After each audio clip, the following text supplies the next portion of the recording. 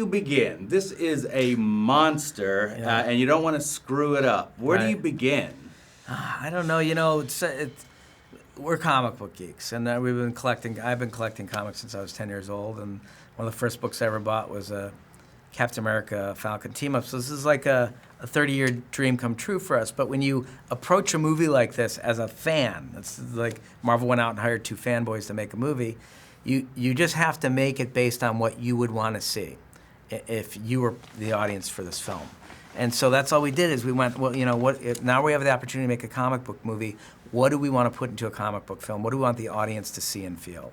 And that was how we approached the movie. And what is that? Like, what do you decide you want the audience to see, you want them to feel and experience? We're big fans of like well-rounded storytelling. We like it when we walk into a movie theater or watch a TV show, we want to feel everything. We want to laugh, want to cry, want to be engaged by the characters, want to be scared, excited, surprised. So all of our storytelling tries to sort of do that. We figure out how do we stretch the narrative and the characters into interesting places to give the audience a very sort of a great thrill ride. I like the fact that Captain America, like, he has to reintroduce himself to technology and the modern world, but really I think his biggest battle is relationships. Mm-hmm. Yeah. Like, he's really That's right. trying to kind of weave his way through that. Yeah. That was the part, we really enjoyed that part of this movie in the sense that, like, what's unique about this movie? Captain America is a guy who's been frozen for 70 years. His entire life exists back in the World War II era. Everyone he knows is gone. So it's like, this is a human being who's very isolated and needs to form relationships. And so this movie is very much about him taking those steps forward and finding those people who are available to him now, who he's gonna be close to. But was there a concerted effort on your part to make this bigger and badder and really way different than any other Captain America movie and Marvel as well?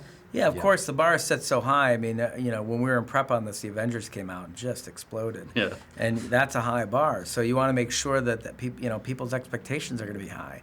So we worked as hard as we could to put as much energy and surprise and sort of dynamic storytelling into this as we could.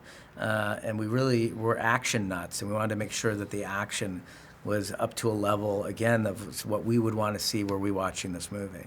Now, do you have a special kind of place in your heart for Falcon? Because you're introducing a new character, really. Absolutely. I mean, that, like I said, is one of the first books I ever got was a Captain America Falcon team-up.